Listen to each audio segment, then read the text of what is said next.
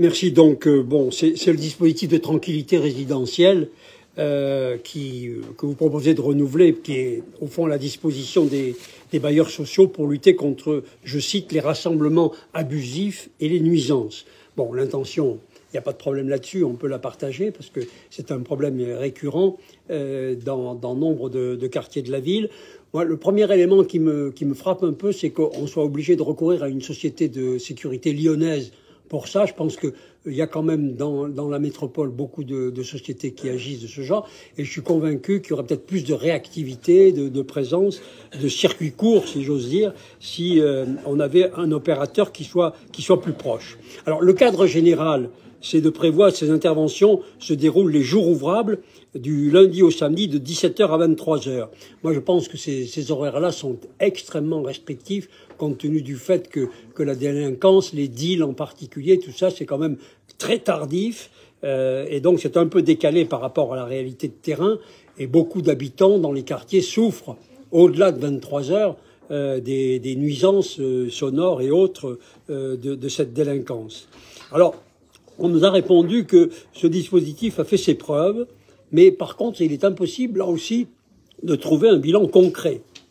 Il nous a été répondu que le retour sur ce dispositif est positif de la part des résidents, mais on n'a pas la trace de ça qui témoigne de ce retour. Et on a d'ailleurs admis, toujours en commission, qu'il est difficile aussi de mesurer le résultat des interventions, étant donné qu'il s'agit de relations humaines. Alors, c'est positif, mais c'est difficile de le mesurer.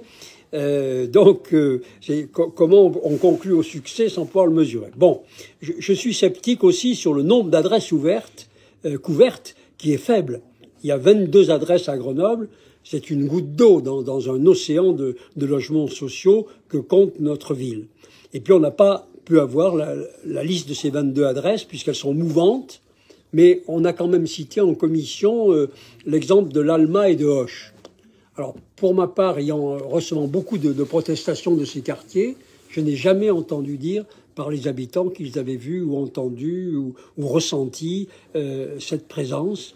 Hein, je rappelle que, en particulier à Auch, les habitants subissent les menaces des dealers, l'omerta, les nuisances sonores, les cris, les rodéos toute la nuit.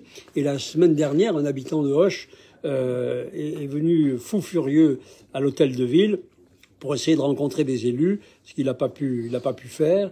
Et bon, alors très bien, il a eu la chance de rencontrer M. Namur, et ça, je pense que ça a dû l'apaiser.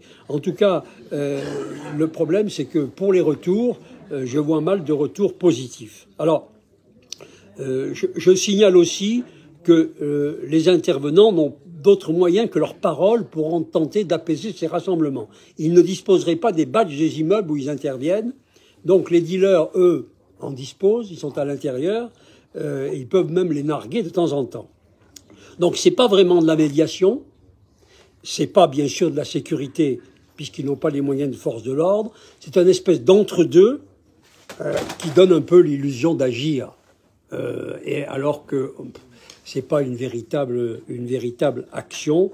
On peut pas voter cette délibération sans bilan concret à l'appui, et surtout parce qu'elle n'est pas au niveau des besoins en matière de lutte contre une délinquance qui est prégnante, qui pourrit la vie des habitants. Et je pense qu'il serait bien préférable que vous acceptiez de modifier votre position de fond et de principe sur les caméras de vidéoprotection et le PC opérationnel. Je pense que c'est ça qui manque à la ville pour prévenir la délinquance.